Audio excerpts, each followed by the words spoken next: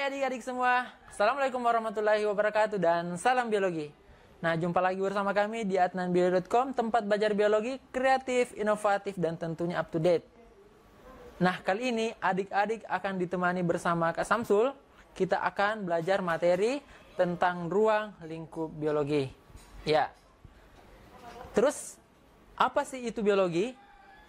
Jadi, perlu teman-teman tahu bahwa istilah biologi berasal dari bahasa Yunani, yaitu bios dan logos. Di mana bios artinya hidup dan logos artinya studi atau ilmu. Jadi, biologi adalah ilmu pengetahuan yang mempelajari tentang makhluk hidup.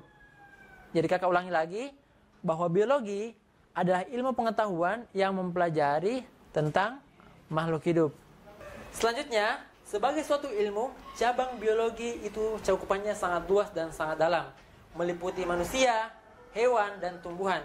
Dari semua objek-objek tersebut, ada yang dapat dilihat dengan menggunakan kasat mata, dan ada pula yang dilihat dengan menggunakan alat bantu. Ya. Oleh karena ilmu biologi sangat luas, maka muncullah ilmu-ilmu lain yang merupakan cabang dari biologi. Jadi tentu adik-adik telah mendengar atau membaca berbagai jenis cabang biologi, baik itu biologi murni seperti botani, zoologi, ornitologi, dan ilmu-ilmu lain, maupun biologi terapan, contohnya kedokteran, peternakan, dan perikanan. Selanjutnya, berdasarkan tingkatannya, cabang biologi itu melingkupi berbagai jenis disiplin ilmu atau domain, dimulai dari tingkat molekul hingga tingkat bioma. Jadi setiap komponen atau tingkatan itu saling memengaruhi antara komponen satu dengan komponen lain. Jadi apabila terjadi suatu kerusakan dari suatu komponen, maka akan mempengaruhi keberadaan komponen lain. Nah, di sini kita lihat ada disiplin ilmu atau tingkat cabang biologi ya. Nah, yang pertama kita lihat ada tingkatan molekul, meliputi biokimia, biomolekuler, dan genetika. Ada tingkat sel, meliputi sitologi. Ada tingkat jaringan, yaitu histologi. Ada tingkat organ, kardiologi, dan pulmonologi. Ada tingkat sistem organ, yaitu neurologi. Kemudian ada tingkat individu, yaitu biologi perkembangan. Ada tingkat populasi, yaitu biografi, genetika populasi. Kemudian ada tingkat ekosistem, yaitu biologi laut dan ekologi. Kemudian tingkat bioma, yaitu biologi tropis. Nah, kemudian di sini muncul pertanyaan, apa sih objek dan permasalahan yang dikaji dalam biologi? Nah, di sini kakak menampilkan gambar organisasi tubuh manusia, yang dimana ini merupakan tingkatan organisasi kehidupan pada level individu. Nah, seperti kita lihat di sini ada atom, molekul, sel, jaringan, organ, sistem organ, dan individu. Nah, apa sih objek kajiannya? Nah, yang pertama kita lihat pada tingkatan molekul. Jadi objek kajian pada molekul yaitu bidang molekuler.